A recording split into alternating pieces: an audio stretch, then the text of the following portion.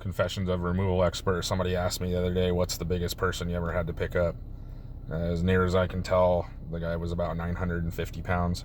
Luckily at a hospital, and they already had him in the bed and everything. And according to the nurse that was helping us out, this guy was over 1,000 pounds according to their scale, but when they were going to put the trach in to work on him, they couldn't get it, so they had to liposuction 50 pounds of fat off of his neck area just so they could get the trach in.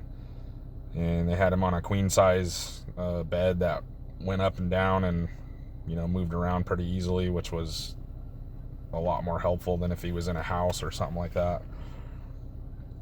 3 of us did it. We borrowed a 1,000-pound capacity cot from a funeral home, and we put some pieces of long twine down 3 spots. We slid him over, got him centered as best as we could, and then used the twine to kind of cinch him down and cinch him up. And unfortunately, the strap still wouldn't fit over him.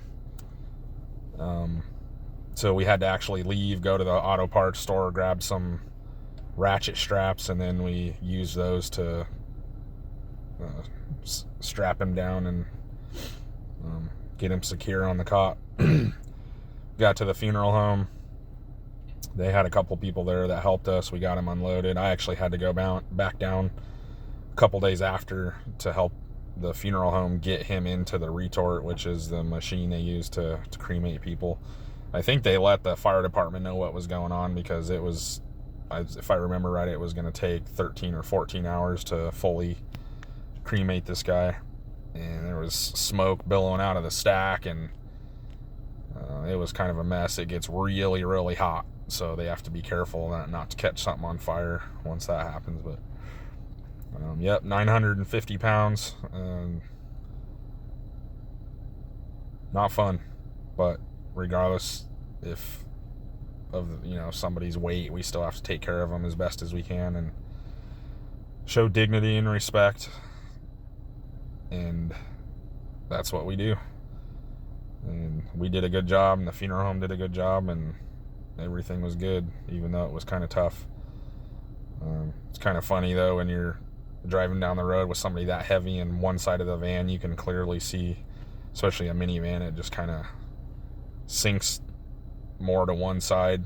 You can't really tell unless you're directly behind the van, but all that weight in the back makes a big difference. And then you got to be real careful about taking turns, because they're so high up on the cot that you don't want that dude to tip over while you're driving, because you'll never get it up.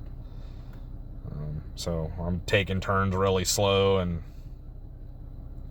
making sure he don't tip over, because if that happens, then I'm gonna have to call the fire department, and they're gonna have to come out and help me, and that's an even bigger mess. So if I have to go a mile an hour, then that's what I would do. But it was a slow drive back to the funeral home. But yep, 950 pounds. Any questions or comments, let me know. Later.